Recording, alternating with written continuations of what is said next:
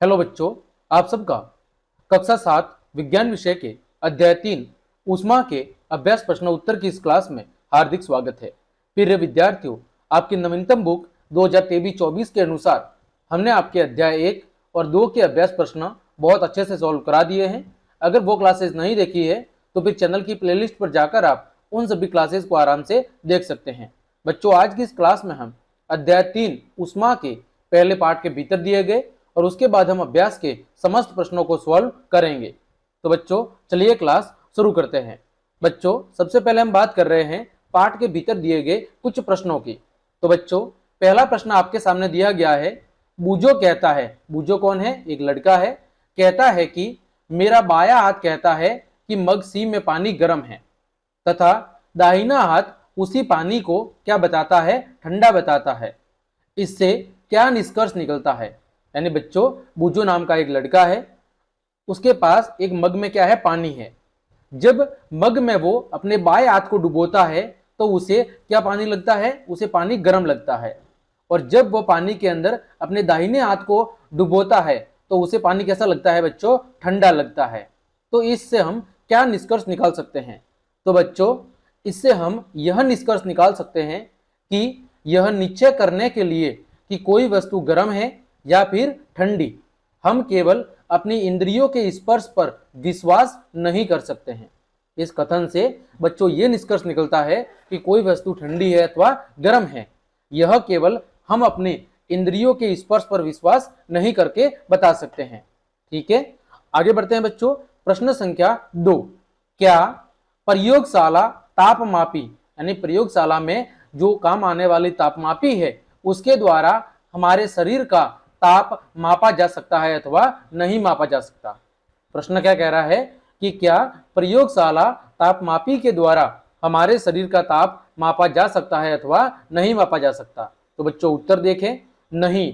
हम कहेंगे कि प्रयोगशाला तापमापी का उपयोग करके हमारे शरीर का ताप नहीं मापा जा सकता, या ये हमारे शरीर के ताप को मापने के लिए सुविधाजनक नहीं है। ठीक है बच्चों, जो प्रयोगशाला तापमापी है वो हमारे शरीर का ताप मापने के लिए सुविधाजनक नहीं है, क्योंकि हमारे शरीर का ताप मापने के लिए बच्चों हम इसका उपयोग करते हैं, हम थर्मामीटर का उपयोग करते हैं। इसका उपयोग करते हैं, थर्मामीटर का उपयोग करते हैं। बच्चों, ये आपके सामने प्रयोगशाला तापमापी का चित्र है। ठीक है, इसके बाद ये जो बच्ची है ये प्रयोगशाला तापमापी के क्या कर रही है? निरीक्षण कर रही है, देख रही है।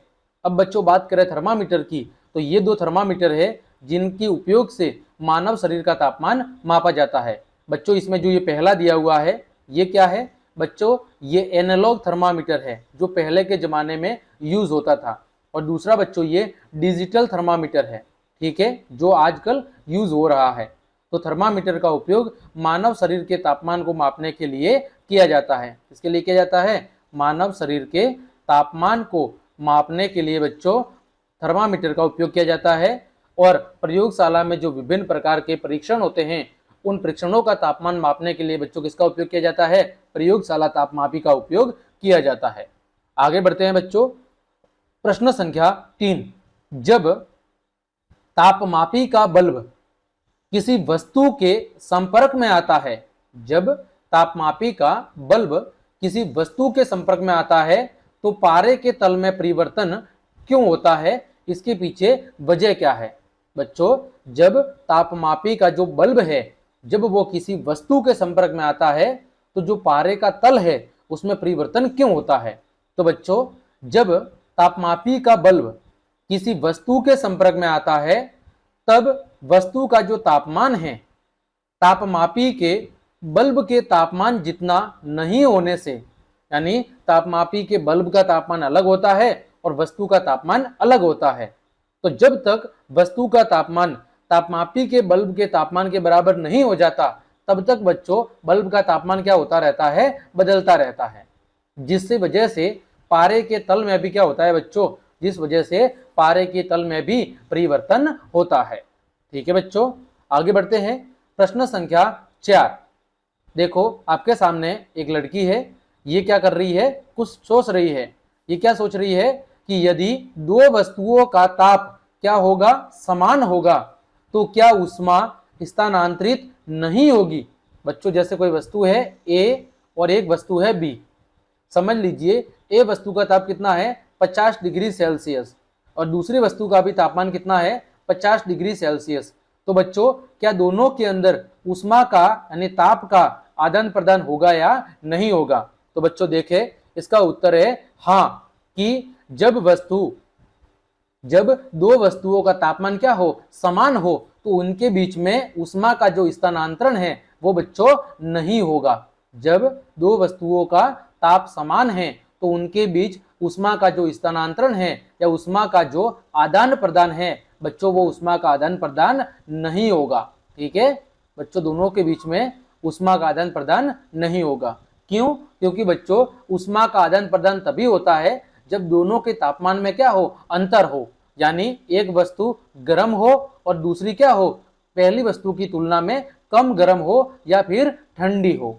तो बच्चों हम कहेंगे कि यदि दो वस्तुओं का ताप समान है तो उसमें ऊष्मा स्थानांतरित नहीं होगी। यह कथन बिल्कुल सत्य है, क्योंकि सदैव जो ऊष्मा है वो गर्म वस्तु से अपेक्षाकृत ठंडी वस्तु की ओर क्या होती है, प्रवाहित होती है। यानी ऊष्मा का जो आदान प्रदान है वो अधिक ऊष्मा वाली वस्तु से कम ऊष्मा वाली वस्तु की तरफ होता है। ठीक है, आगे बढ़ते हैं बच्चों। अब हम बात कर रहे हैं अभ्यास के प्रश्नों की। अभी हमने जो 4 प्रश्नों के उत्तर देखे वो बच्चों पाठ के भीतर दिए गए थे। अब पाठ के पीछे जो अभ्यास के प्रश्न दिए गए हैं उनको हम बच्चों सॉल्व करते हैं। देखिए बच्चों, पहला प्रश्न, प्रयोगशाला तापमापी यानी प्रयोगशाला में काम आने वाली तापमापी तथा डॉक्टरी थर्मामीटर, डॉक्टर के द्वारा ताप मापने के लिए यूज किए जाने वाले थर्मामीटर के बीच में समानताएं क्या है और दोनों के बीच में अंतर क्या है, यह आपको लिखना है कि दोनों के बीच में समानता क्या है और दोनों के बीच में अंतर क्या है। तो बच्चों सबसे पहले हम बात करते हैं समानताओं की कि दोनों के बीच में कॉमन क्या है। तो बच्चों पहली समानता है कि दोनों ही तापमापी का उपयोग किसके लिए किया जाता है, तापमान को मापने के लिए किया जाता है।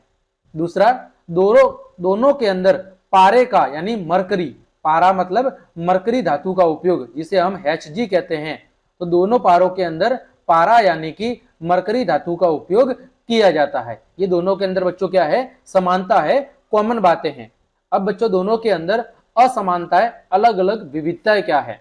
बच्चों पहला अंतर है, प्रयोगशाला तापमापी में तापमान अपने आप गिर जाता है, परंतु डॉक्टरी थर्मामीटर में विभंग के कारण तापमान का तल अपने आप नहीं गिरता है। यानी प्रयोगशाला तापमापी के अंदर तापमान है वो क्या होता है, घटता बढ़ता रहता है, लेकिन डॉक्टरी थर्मामीटर में वो तापमान कुछ समय के लिए स्थिर ही रहता है, वो बदलता नहीं है।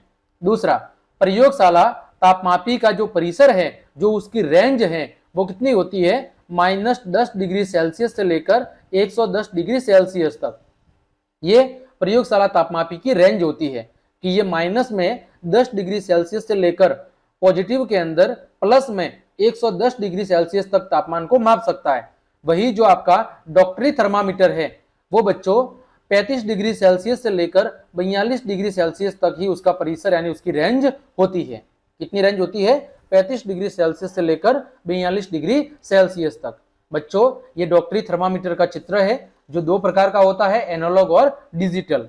वही बच्चों ये आपके प्रयोगशाला तापमापी का चित्र है। तो उम्मीद करता हूं पहले प्रश्न का उत्तर आपको अच्छे समझ में आया होगा। आगे बढ़ते हैं बच्चों, प्रश्न संख्या 2, ऊष्मा चालक और ऊष्मा रोधी प्रत्येक के 2 उदाहरण दीजिए। बच्चों ऊष्मा चालक यानी जिसमें ऊष्मा का प्रवाह होता है। बच्चों जिसमें क्या होता है, जिसमें बच्चों ऊष्मा का प्रवाह होता है उसे क्या कहते हैं बच्चों, उसे ऐसी वस्तु को हम कहते हैं ऊष्मा चालक। और दूसरी बच्चों है ऊष्मा रोधी यानी जिसमें ऊष्मा का चालन नहीं होता। ऊष्मा रोधी का मतलब क्या है बच्चों, जिसमें ऊष्मा का जो चालन है, ऊष्मा का चालन नहीं होता है। ठीक है, उसे कहते हैं बच्चों ऊष्मा रोधी। तो बच्चों दोनों के 2 उदाहरण देने हैं। बच्चों बात करें ऊष्मा चालक की जिसमें ऊष्मा यानी ताप का प्रवाह होता है, तो वो बच्चों है आयरन लोहा और आपका कॉपर तांबा। इसमें एक भाग से दूसरे भाग तक ऊष्मा का प्रवाह होता है। दूसरा है बच्चों ऊष्मा रोधी, कौन कौन से हैं, प्लास्टिक है और आपका लकड़ी है, इसमें ऊष्मा का प्रभाव बच्चों नहीं होता है। आपके सामने कुछ और चित्र भी दिए गए हैं बच्चों, जिसमें सबसे पहले है ऊष्मा चालक, जिसमें कॉपर यानी तांबा, आयरन यानी लोहा, गोल्ड यानी सोना, सिल्वर यानी चांदी, इन सब में क्या होता है, इन सब में ऊष्मा का चालन होता है। ठीक है। दूसरे हैं ऊष्मा रोधी, जिसमें ऊष्मा का चालन नहीं होता, जैसे बच्चों प्लास्टिक, बच्चों रबड़, लकड़ी और ग्लास यानी कांच, इसके अंदर बच्चों ऊष्मा का चालन नहीं होता है। उम्मीद करता हूं दूसरे प्रश्न का उत्तर आपको अच्छे से समझ में आया होगा। आगे बढ़ते हैं बच्चों। रिक्त स्थानों की पूर्ति कीजिए। आपके सामने बच्चों कुछ रिक्त स्थान दी जाएगी, उनकी आपको क्या करनी है, पूर्ति करनी है। पहले रिक्त स्थान है बच्चों, कोई वस्तु कितनी गर्म है इसकी जानकारी खाली जगह द्वारा प्राप्त होती है। किसके द्वारा प्राप्त होती है बच्चों, इसकी जानकारी उसके ताप के जरिए प्राप्त होती है। कोई वस्तु कितनी गर्म है इसकी जानकारी उसके ताप के द्वारा पता चलती है। दूसरा, उबलते हुए पानी का जो ताप है वो खाली जगह तापमापी से नहीं मापा जा सकता। बच्चों, उबलते हुए पानी का जो तापमान है वो डॉक्टरी थर्मामीटर के जरिए, डॉक्टरी थर्मामीटर या डॉक्टरी तापमापी के जरिए उबलते हुए पानी का तापमान नहीं मापा जा सकता। तीसरा बच्चों, ताप को डिग्री में मापते हैं। तो बच्चों ताप को डिग्री में किसमें मापते हैं, सेल्सियस के अंदर मापते हैं। किसमें मापते हैं बच्चों, सेल्सियस में। अगला, बिना किसी माध्यम द्वारा ऊष्मा स्थानांतरण के प्रक्रम को खाली जगह कहते हैं। बच्चों, बिना किसी माध्यम के द्वारा ऊष्मा के स्थानांतरण की जो प्रक्रिया है उसे बच्चों कहते हैं विकिरण। क्या कहते हैं बच्चों, विकिरण कहते हैं। अगला है बच्चों, स्टील की एक ठंडी चम्मच गर्म दूध के प्याले में रखी गई है। यह अपने दूसरे सिरे तक ऊष्मा का स्थानांतरण खाली जगह प्रक्रम द्वारा करेगी। कौन से प्रक्रम के द्वारा बच्चों, चालन प्रक्रम के द्वारा करेगी। अगला बच्चों, हल्के रंग के वस्त्रों की अपेक्षा खाली रंग के वस्त्र ऊष्मा का अधिक अवशोषण करते हैं। प्रश्न क्या है बच्चों, हल्के रंग के वस्त्रों की अपेक्षा खाली रंग के वस्त्र ऊष्मा का अधिक अवशोषण करते हैं। तो बच्चों जो गहरे रंग के वस्त्र होते हैं वो अधिक ऊष्मा का अवशोषण करते हैं।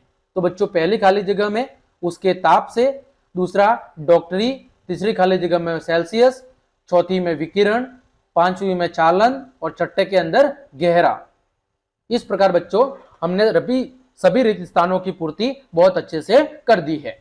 आगे बढ़ते हैं बच्चों, प्रश्न संख्या 4 आपके सामने दिया गया है। कॉलम ए में दिए गए कथनों का कॉलम बी के शब्दों से क्या करना है बच्चों, आपको मिलान करना है। ठीक है, कॉलम ए और कॉलम बी के कथनों का उचित कथन के साथ आपस में क्या करना है, मिलान करना है। तो बच्चों इसका उत्तर देखें। पहला है थल समीर के बहने का समय। तो बच्चों वो समय क्या होता है, रात को होता है। दूसरा बच्चों, समुद्र समीर के बहने का समय कब होता है, दिन में। समीर का मतलब है बच्चों हवा या पवन। ठीक है, समीर का मतलब क्या है, हवा या पवन। तो बच्चों समुद्र समीर के बहने का समय होता है दिन में। दूसरा बच्चों, गहरे रंग के कपड़े पसंद करने का समय। तो वो बच्चों क्या होता है, सर्दियां। सर्दियों में गहरे रंग के कपड़े पसंद करने चाहिए। दूसरा बच्चों, हल्के रंग के कपड़े पसंद करने का समय। तो वो बच्चों क्या है, गर्मियों में। तो बच्चों पहले कथन का मिलान करना था आपको, थल समीर के बहने का समय, ये किससे करना था, चौथे के साथ। ठीक है, दूसरे कथन का समुद्र समीर के बहने का समय, ये कब था बच्चों, दिन में, यानी तीसरे कथन के साथ। फिर गहरे रंग के कपड़े पसंद करने का समय बच्चों सर्दियों में, और हल्के रंग के कपड़े पसंद करने का समय बच्चों गर्मियों में। तो आपको उचित के साथ मिलान कर देना था। आगे बढ़ते हैं बच्चों, प्रश्न संख्या 5। सर्दियों में एक मोटा वस्त्र पहनने की तुलना में उसी मोटाई का कई परतों का बना जो वस्त्र है, ठीक है, यहां पर क्या है बच्चों, वस्त्र अधिक उष्णता या गर्मी क्यों प्रदान करता है, व्याख्या कीजिए। प्रश्न क्या कह रहा है कि सर्दियों के अंदर एक मोटा वस्त्र पहनने की बजाय हम अगर कई परतों वाला उसी मोटाई का अगर वस्त्र पहनेंगे तो वो हमें ज्यादा गर्मी प्रदान करेगा। ठीक है, ऐसा क्यों होता है, हमें व्याख्या करनी है। तो बच्चों जब वस्त्र कई परतों का बना होता है तो तब उसकी जो परतें होती है उन परतों के बीच में हवा भी क्या हो जाती है, एकत्रित हो जाती है। जब वस्त्र कई परतों से मिलकर बना होता है तो उन परतों के बीच में क्या भर जाती है, हवा भर जाती है। और चूंकि जो हवा है वो क्या है, ऊष्मा की कुचालक है, हवा के अंदर ऊष्मा का प्रवाह नहीं होता है। इसी वजह से ऐसे जो वस्त्र हैं, यानी परतों से निर्मित जो वस्त्र है, वो हमारे शरीर को अधिक उष्णता या गर्मी क्या करते हैं, प्रदान करते हैं। अतः हमें सर्दियों के अंदर मोटा कपड़ा पहनने या ओढ़ने की बजाय कई पतली परतों से बने हुए कपड़े को पहनना चाहिए अथवा ओढ़ना चाहिए। उससे हमें अधिक गर्मी का क्या होगा बच्चों, एहसास होगा। आगे बढ़ते हैं बच्चों, प्रश्न संख्या 6। चित्र को देखिए और अंकित कीजिए कि कहां कहां चालन हो रहा है, कहां कहां संवहन हो रहा है और कहां कहां विकिरण के द्वारा ऊष्मा स्थानांतरित हो रही है। कहां पर ऊष्मा का चालन हो रहा है, कहां पर ऊष्मा का संवहन हो रहा है और कहां पर ऊष्मा का विकिरण हो रहा है, यह आपको चित्र को देख के बताना है। तो बच्चों देखिए, इसका उत्तर आपके सामने एक चित्र बना हुआ है। जब बीकर की सहायता से इस तपेली को हम गर्म कर रहे हैं तो यहां पर क्या हो रहा है, विकिरण। यहां पर बीकर की सहायता से जब हम इस पानी को गर्म कर रहे हैं तो यहां पर जो ऊष्मा का स्थानांतरण हो रहा है वो कैसे हो रहा है बच्चों, विकिरण के माध्यम से। फिर बच्चों इस प्लेट के माध्यम से, ठीक है, ये जो नीचे प्लेट लगी हुई है, इस प्लेट के माध्यम से जो ये तपेली गर्म हो रही है, इसमें क्या हो रहा है, ऊष्मा का चालन हो रहा है। क्या हो रहा है, ऊष्मा का चालन। और फिर इस तपेली से जो पानी अंदर भरा हुआ है, उस पानी के अंदर जो ऊष्मा का क्या हो रहा है, स्थानांतरण हो रहा है, वो बच्चों किसके जरिए हो रहा है, संवहन के जरिए हो रहा है। तो ये आपको याद रखना है कि जब हम बीकर से इस तपेली को गर्म कर रहे हैं तो तपेली के नीचे जो ये चद्दर लगी हुई है, तो इस बीकर से चद्दर के बीच में जो ऊष्मा का स्थानांतरण है वो विकिरण के माध्यम से, इस चद्दर से तपेली जो गर्म हो रही है उसमें ऊष्मा का स्थानांतरण चालन के माध्यम से, और तपेली से जो पानी में ऊष्मा का स्थानांतरण हो रहा है वो किसके माध्यम से हो रहा है, संवहन के माध्यम से हो रहा है। आगे बढ़ते हैं बच्चों, प्रश्न संख्या 7। बच्चों आपके सामने दिया गया है कि गर्म जलवायु के स्थानों पर यह परामर्श दिया जाता है कि घरों की बाहरी दीवारों पर श्वेत यानी सफेद रंग का पेंट किया जाना चाहिए, व्याख्या कीजिए। बच्चों जो गर्म जलवायु वाले स्थान हैं वहां पर जो घर होते हैं उनकी बाहरी दीवारों पर सफेद रंग का पेंट करना चाहिए, ऐसी सलाह क्यों दी जाती है, इसके पीछे कारण क्या है। तो बच्चों जो सफेद रंग है वो अपने ऊपर पड़ने वाली अधिकांश ऊष्मा को क्या कर देता है, वापिस परावर्तित कर देता है, ठीक है, यानी वापिस वायुमंडल के अंदर उत्सर्जित कर देता है, जिससे बाहर से बहुत कम ऊष्मा घर के भीतर प्रवेश कर पाती है। यानी जो सफेद रंग है वो अपने ऊपर गिरने वाली ऊष्मा के अधिकांश भाग को क्या कर देता है, वापिस परावर्तित कर देता है, जिससे बाहर से जो बहुत कम ऊष्मा है वो घर के भीतर क्या करती है, प्रवेश करती है। अतः घरों को गर्म होने से बचाने के लिए इनकी बाहरी दीवारों पर हमें सफेद पेंट किए जाने की सलाह दी जाती है, ताकि ऊष्मा का कम से कम अवशोषण हो और घर के अंदर जो गर्मी है वो कम से कम उपस्थित रहे, ठीक है। तो घर कम से कम गर्म रहे, इसके लिए घरों की बाहरी दीवारों पर सफेद रंग का पेंट करने की सलाह दी जाती है, ठीक है बच्चों। आगे बढ़ते हैं, प्रश्न संख्या 8। 30 डिग्री सेल्सियस के 1 लीटर जल को 50 डिग्री सेल्सियस के 1 लीटर जल के साथ मिलाया गया तो बच्चों मिश्रण का ताप क्या होगा।